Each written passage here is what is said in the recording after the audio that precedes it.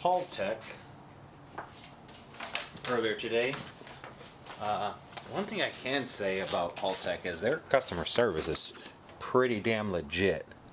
So they have this, I don't know if you guys are going to be able to see this, but it's called How to Wire Rotary.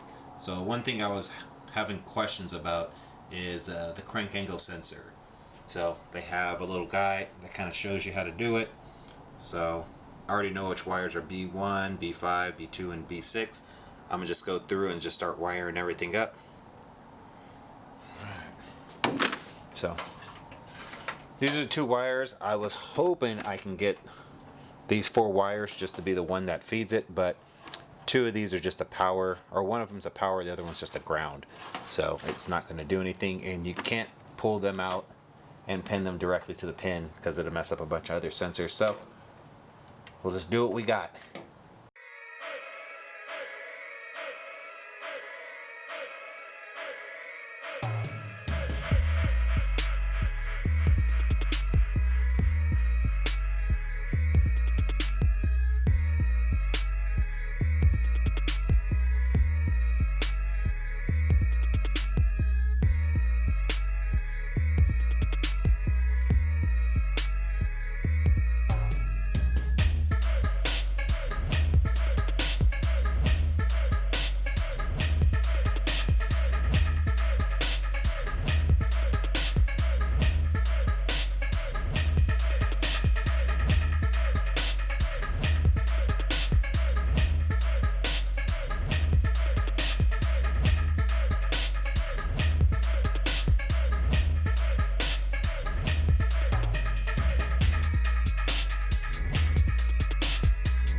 So, like I said, I'll be taking everything apart and shrink wrapping it, and then we'll have tape and loom on it, but for now, just verifying everything.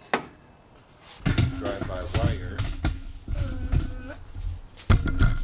wire pedal through the firewall, so I can actually start wiring up the pedal. So I'll start wiring up that and I'll be right back. Alright, so got the pedal wired up to the actual gas pedal that's in the car.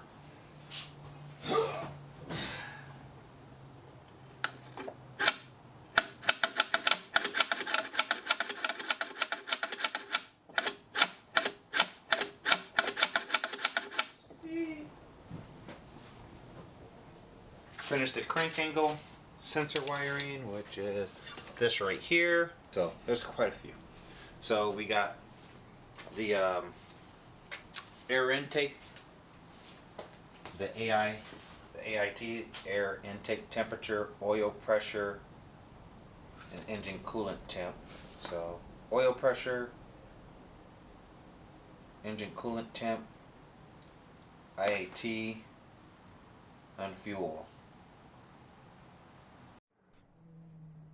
Alright, so got the air intake temp sensor.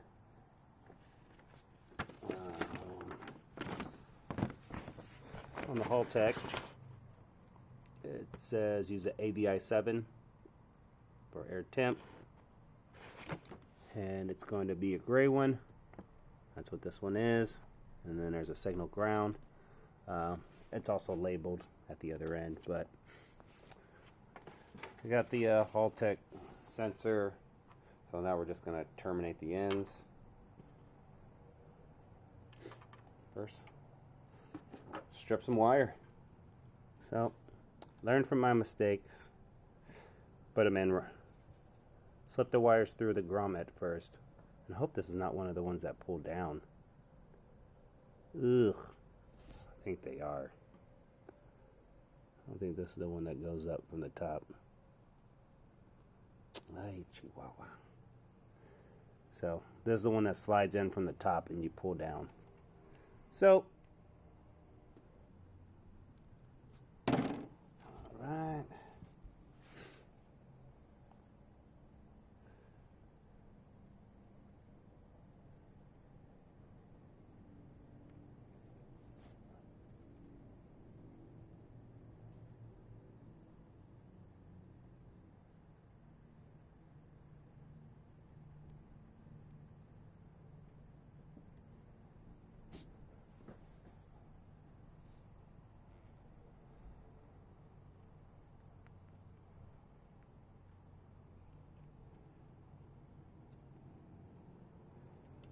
There you go.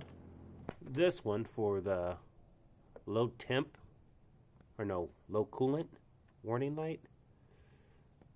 That one had me kind of going for a loop, so I was able to appreciate it to what's it? Garage Life DK.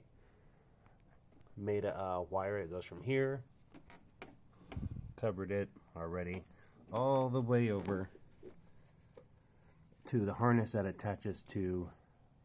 Let's turn the light on. Oh, my battery's too low. The harness that attaches to the alternator and the fuse box.